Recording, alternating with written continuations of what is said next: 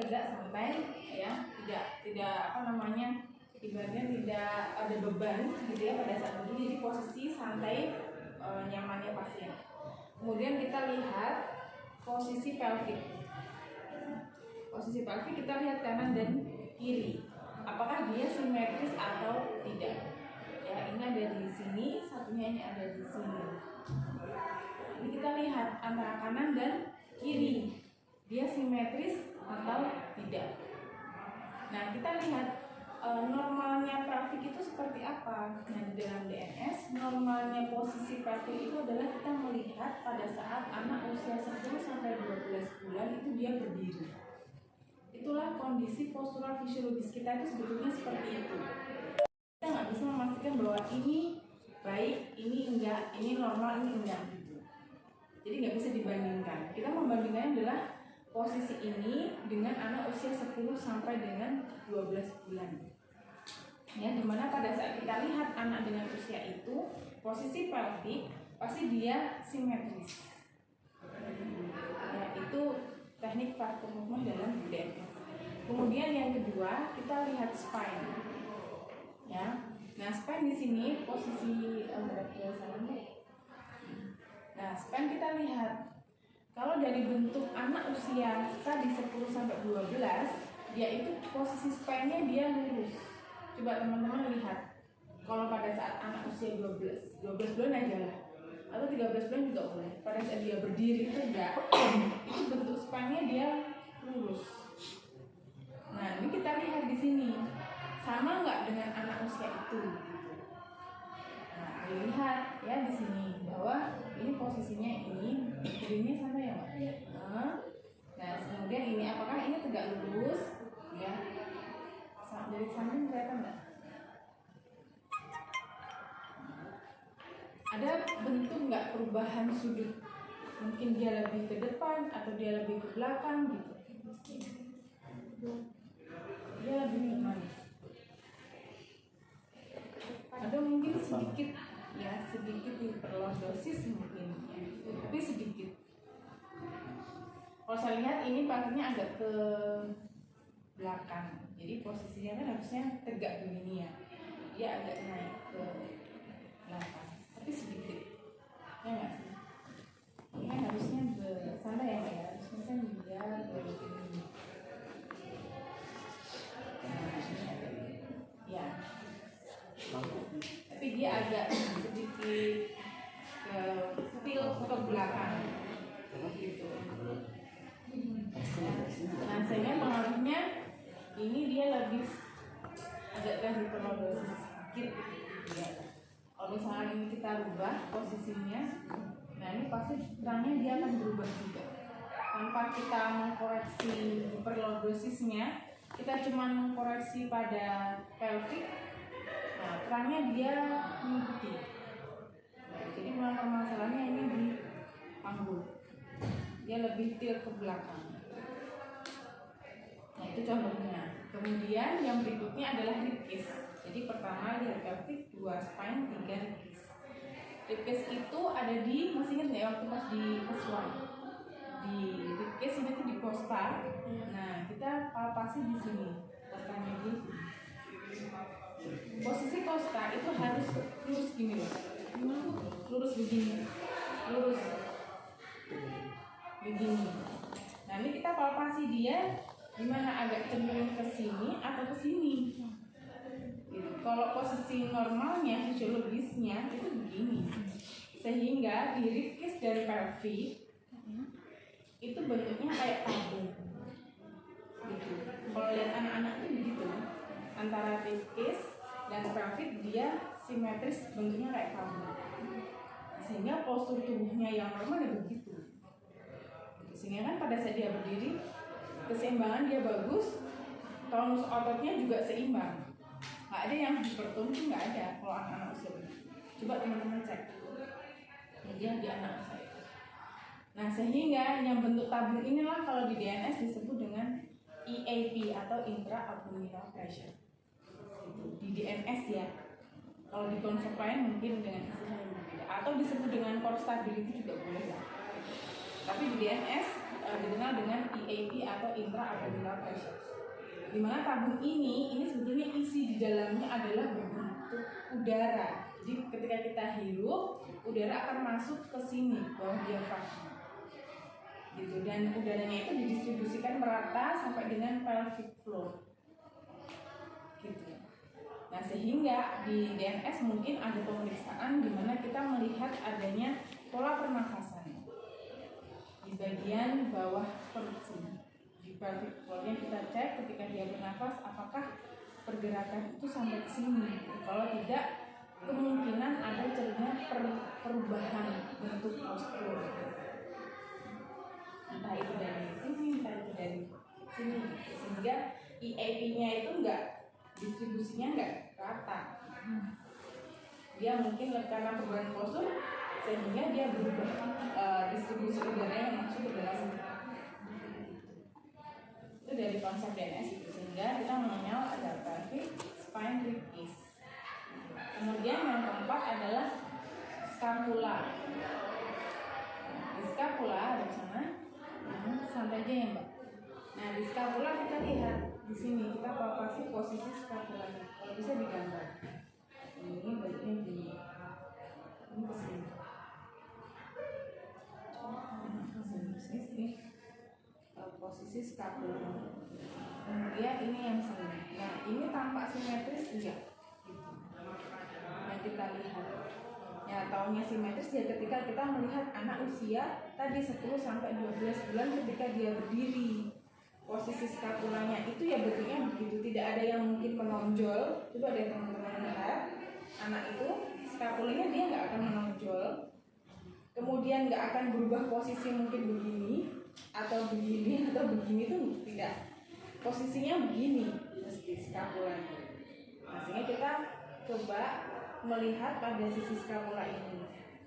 Nah ini di sini tampak menonjolin dua-duanya.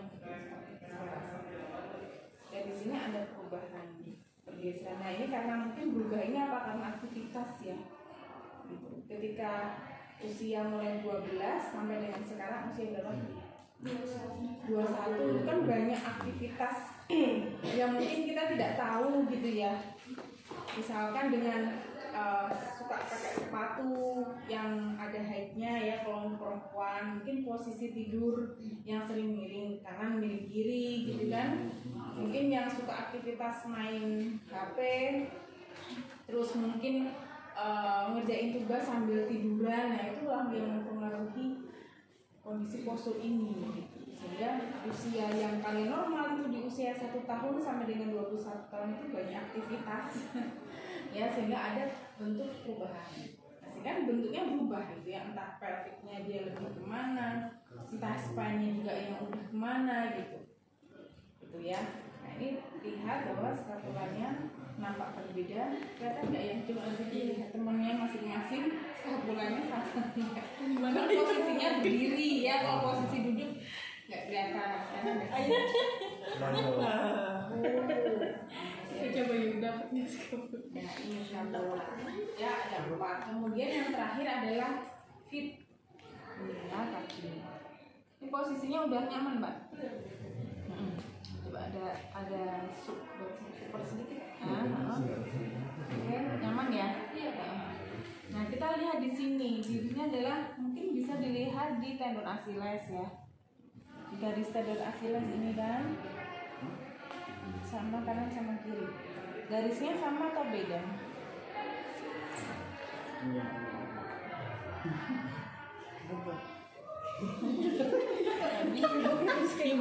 Nah gini kelihatan nggak ya? Tendon Achillesnya udah lepas aja deh.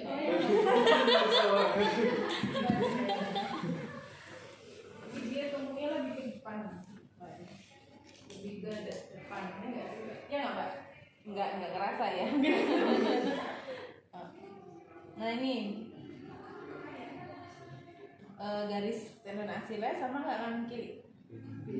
Beda kan pasti. Nah terus kalau melihat ini agak sedikit terangkat ya, sehingga dia tumpuannya depan.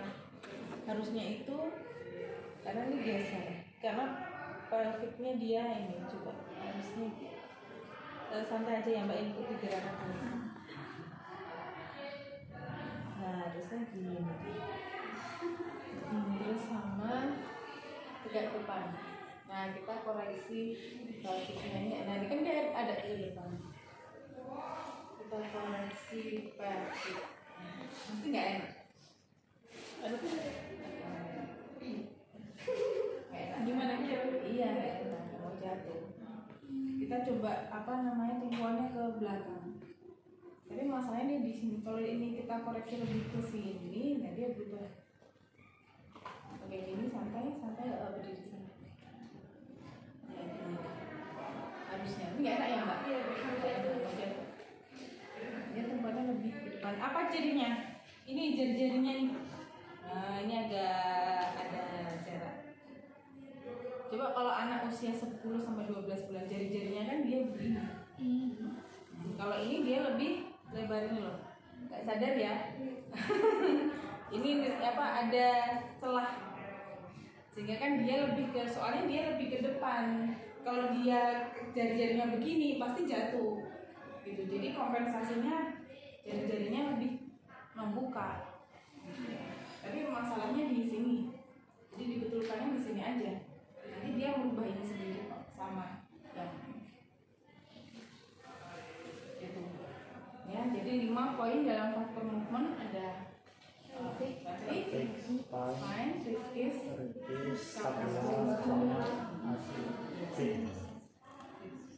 itu di DNS ya. Mungkin di konsep lain kita melihat posisi shoulder gitu ya, posisi ini yang juga akan mempengaruhi gitu, posisi kepala juga, tapi ya hampir sama sih. Cuman kalau di konsep ini dia hanya 5 kata kunci itu yang terpenting untuk kita melihat pemeriksaan untuk postural. Nah, kemudian pertanyaannya apa dampaknya gitu ya? Ya dampak inilah yang membuat kadang-kadang pada usia 40 ke atas itulah terjadi musculoskeletal disorder. Contohnya misalkan ini dia lebih cenderung ke depan posisinya. Pasti ada otot otot quadriceps. Dia yang bekerja paling banyak karena apa? Dia mencoba untuk tidak jatuh gitu. Dan bebannya terlalu ke depannya. Nah, sehingga otot quadriceps ini dia kerjanya paling besar. Sehingga pada saat berdiri seharusnya otot ini tidak terlalu banyak bekerja. Otot ini bekerjanya ketika apa? Ketika gerakan jalan kan ke fleksi hip, ya kemudian ke mid stand kan dia udah turun tuh tonusnya. Dia kerjanya kan cuma di sana ya, secara konsentrik. Tapi pada saat berdiri pun dia teraktivasi. Itu kan tidak fisiologis. Seharusnya ketika berdiri itu tidak otot quadriceps ini yang bekerja, tapi dia kerja gitu. Nah, sehingga ini tidak menjadi fisiologis. Nah, kemungkinan itulah yang menyebabkan musculoskeletal disorder itu salah satunya kayak gitu. Nah, entah terasa punggung sakit, entah ini sakit, entah apalah yang sakit. Nah, itu mungkin kepanjangan dari kalau kita ada bentuk perubahan postur yang lebih banyak itu. Nah, sehingga dengan kita tahu ini, mungkin kelanjutannya adalah intervensi yang sesuai ya, atau intervensi yang tepat ya. Tentunya kalau dengan ini, ya misalkan dia kerasa nih nyeri pada lutut ya, kemudian kita intervensinya di lutut aja ya. Ini kemungkinan ketika kita treatment pertama sembuh, berikutnya mesti sakit lagi gitu ya, karena problem awalnya tidak dirubah gitu. Kecuali kalau misalkan kita perbaiki posturnya untuk mengurangi beban kerja ini loh, itu kan mesti akan lebih efektif kan. Cuman ya misalkan ini mau disembuhkan dengan kuratif intervensi lain ya mungkin sembuh gitu ya mbak. Cuman potensi kembali lagi itu kan ada ya. Ya cuman ya jangan dibisniskan gitulah ya. Ya nggak apa-apa, ininya kan besok tetap sakit lagi gitu. Karena kan sebenarnya problemnya misalkan di sini kan ya, kita memperbaikinya di sini aja gitu kan. Kan dia sakit lagi. Coba deh gitu. Iya. Selama ini kita tidak betulkan, dia ada potensi sakit lagi kan? Nah, iya. Tapi jangan begitu lah. Boleh. Ya kan bukan bisnis kan. Kita kan tenaga kesehatan yang menyembuhkan. Nah, contohnya kayak oke. Ya. Itulah disebut dengan